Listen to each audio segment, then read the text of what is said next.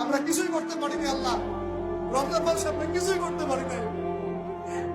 আমাদের মতো গুনাহগারকে আল্লাহ তুমি সেই কাতারে শামিল করো। পুরো রমজানে আমরা আমাদের গাজার ভাইদের জন্য কিছুই করতে পারি নাই।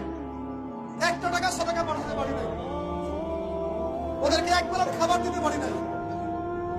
রমজানে আমরা কোরআনের হক আদায় করতে পারি নাই, খাস করে তওবা করতে পারি নাই, তাহাজ্জুদ ভালো করে করতে পারি নাই, তারাবি ঠিক মতো করতে পারি নাই।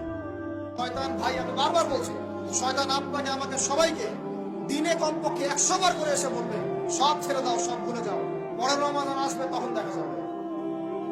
খবরদার ওর ফাঁদে পা দিন না। রমজানের তাকওয়াকে ধরে রাখেন, সদকাকে ধরে রাখেন, আর তাহাজ্জুদকে ধরে রাখেন, সুন্নতের আমলকে ধরে রাখেন, কোরআনকে ধরে রাখেন। রমজানে এই যে ত্যাগের মহিমা, এটাকে ধরে রাখেন। এরপর আজকে খুশি হব অবশ্যই।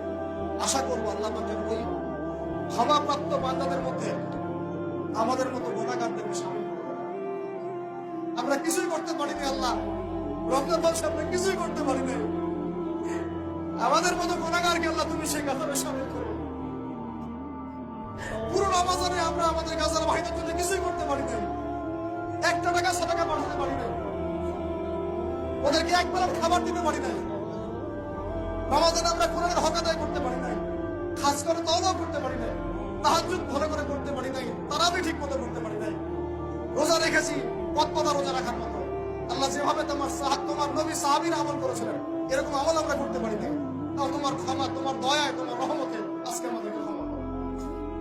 এবং এই শিক্ষাগুলো থেকে আমাদেরকে ভবিষ্যতে তৌফিক দান করো, যাতে করে আমরা তোমার রেজামন্দির মতো করে জীবনযাপন করতে পারি, গুনাহমুক্ত জীবনযাপন করতে পারি, ইসলামের জন্য একদম জান মাল সময় উজাড় করে দিনের খেদমত করতে পারি।